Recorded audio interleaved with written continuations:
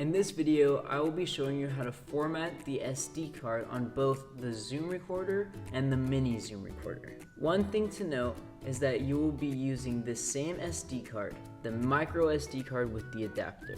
One thing to note is that each time you switch devices, you will need to format the SD card. So I would make it a habit to transfer the audio files straight to your computer, because you never know when you'll have to switch up the device. When putting the SD card in the big Zoom recorder, you'll need to put the micro SD card in the adapter.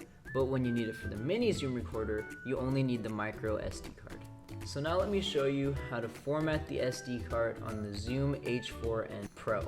So obviously, you'll need to put the SD card in the SD card slot and close it to secure it. So then you'll have to go to the menu setting, and using the dial, you'll have to scroll all the way down until you see the option SD card.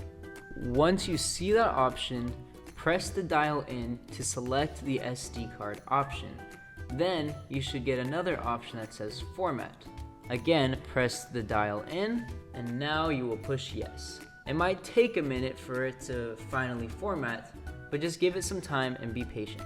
Now your Zoom H4n Pro is ready to start recording some audio.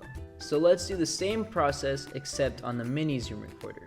So obviously you'll need to take the SD card out of the Zoom H4n Pro, and you're going to take the micro SD card out of the adapter. Once you do that, find the slot in the mini Zoom recorder and insert the micro SD card into it. Now you need to turn on the device and go to the menu. And how you get to the menu is you hold down the options button and push the button at the bottom right. Now, using the key, you're going to scroll all the way down until you see the option SD card. Once you see that, click on it, and now you should see an option to format. Click on the option to format, and then push execute. And now the SD card will be formatting to the mini Zoom recorder.